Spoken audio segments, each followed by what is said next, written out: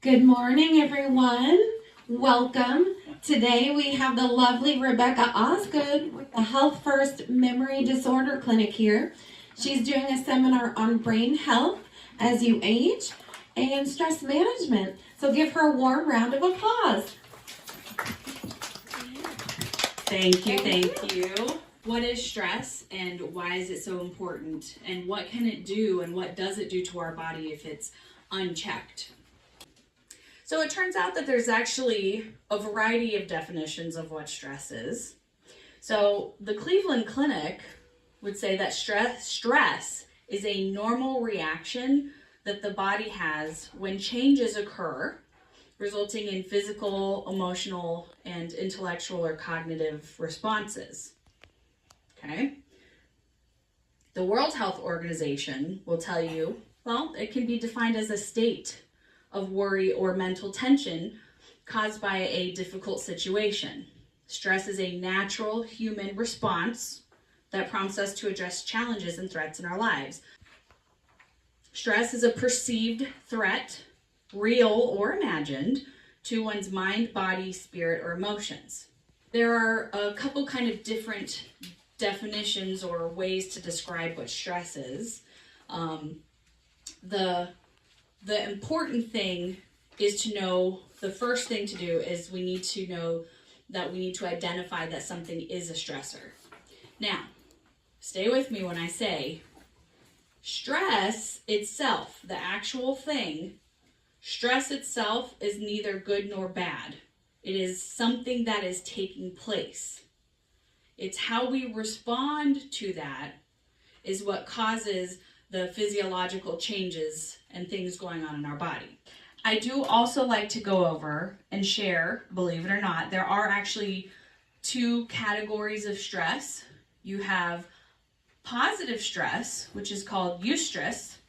And, maybe thinking there's no such thing, that's an oxymoron. There's no such thing as positive stress. Well, we consider things like, for example, maybe buying a new car or moving or getting married. Those are all positive things, ideally, but they're stressful, but they're still positive.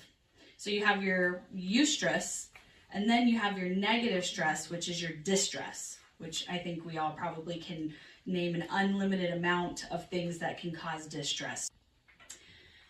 So I do like to also then break distress down further into two categories. So we had our positive and our negative. Now we're taking that negative and dividing that down even further. For acute stress, so something that may happen, you stub your toe and you stepped on a Lego or something really painful and you've got that pain or something right away. But after a little bit of time, it kind of goes away. So that's kind of that short period, that short stress. And then you've got your long-term or your chronic stress, where it may not be as intense as stepping on a Lego, but it is lasting over days, weeks, months, years. So your stress hormones are going to give you more energy so that, you can actually go into combat if you need to. Your energy is diverted to your skeletal muscles and your brain. So your immune system, which we think is positive, right? It's getting ready for battle stations, okay? And then less critical activities. You don't really need to worry about digestion if you're preparing to fight a bear, right? So some of the things that aren't as necessary in battle are going to slow down. And that's okay if that's for just a very short period of time, right? We also have our neurotransmitters or our stress hormones work to convert body chemicals into energy. Our blood pressure increases, right? So, okay, we're getting ready to go. We need more oxygen flowing. We're getting ready. So, again, for a short term, for a short period of time, having an increase in your blood pressure, that's okay, right? As long as it's very short. And then this last bottom line, I think, is really important. I like to point out to everybody as well. So remember, when you are getting ready for battle, it kind of mutes some of the other things that aren't maybe necessarily as important. So Neurotransmitters can suppress the front area of the brain concerned with short-term memory and concentration and inhibition and rational thought. And it turns from short-term to long-term. We start having excess high blood pressure, so that's putting pressure on our heart, on our veins, on our vascular system. So that can lead to a damage to your arteries in your heart. And what's good for your brain, your heart is good for your brain.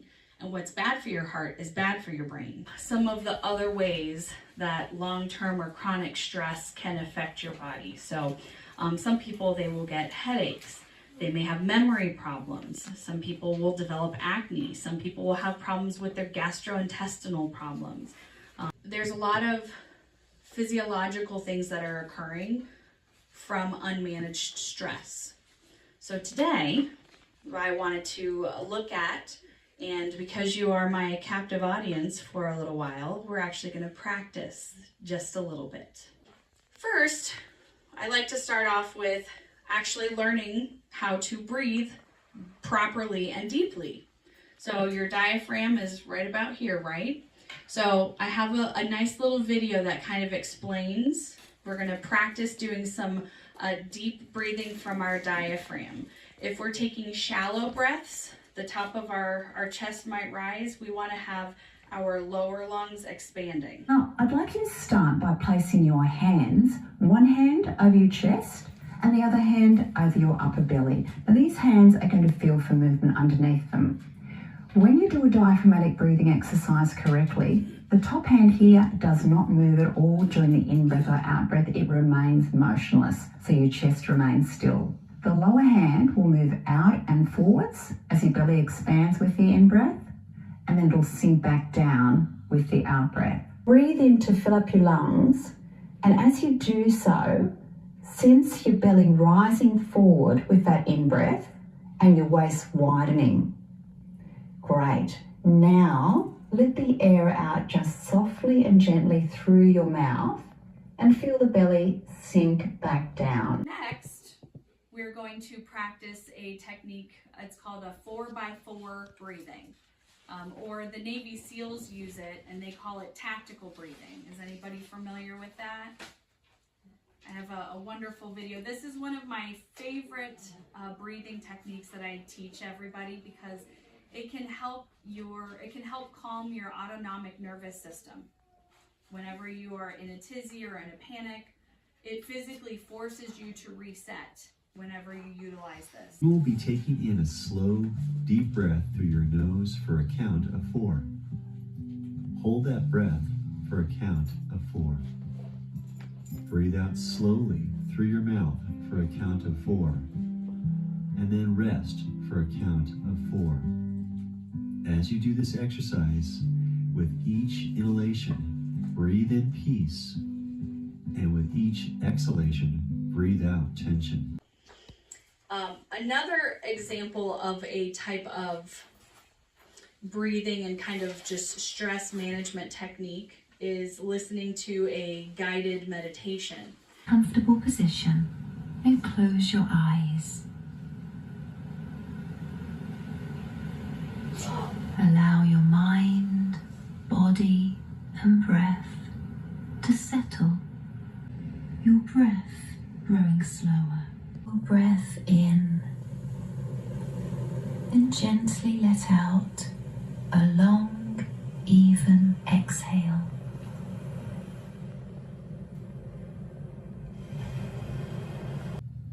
You can go back into the world feeling refreshed and calm. Think of a word that you would like for the rest of your day to go. Would anybody like to share what word they picked? Happy. Happy. I just said happier. Happier. Slow down. Slow down. Interesting. Interesting. Okay. Mine was peaceful. I want a peaceful day. You can try yoga or chair yoga, tai chi, qigong, chair qigong. You can do meditation, guided meditation, listen to music, have a good laugh with friends, aromatherapy, even art or coloring. 5 keys to happiness: free your heart from hatred, free your mind from worries, live simply, give more, expect less.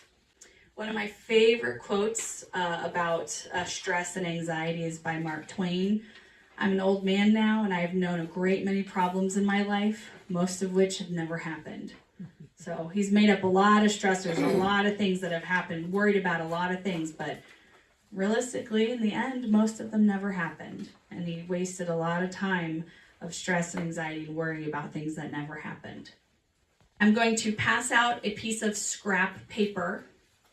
Okay? All right, I'm going to pass it out and then I'll give you the instruction. All right, I would like everybody on this scrap piece of paper to write down a stressor, a worry, something that has been hanging over your head or bringing you down. I want you to go ahead and write that on this piece of paper right now.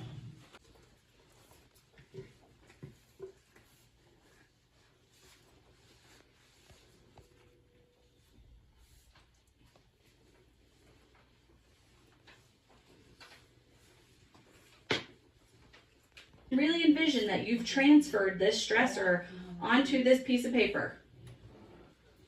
Now that we have a stressor, something negative, something that's been bothering us that we don't like, I want you to hold it up and crumple it. We're crushing it up. Crush, crush, crush. Crumple, crumple, crumple. This is what we're doing to those negative thoughts.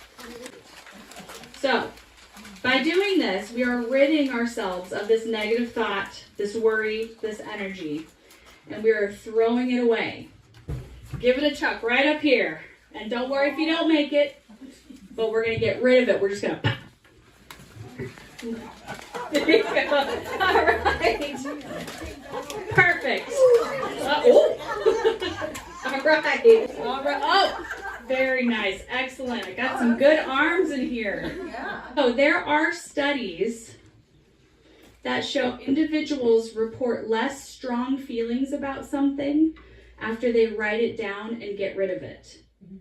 Or they have stronger feelings if they write it down and they keep it closer to them. So if you have a positive thought that you want to keep with you, you can write it down, keep it in your purse, keep it in your pocket. If you have a negative thought, you write it down and you get rid of it. And that's what we did today. I hope you were able to pick up and try a new stress management technique today. Maybe try a little deep breathing, maybe 4x4 breathing. Something to kind of help you breathe in some happy new year stress or non-stress and breathe out negative stress.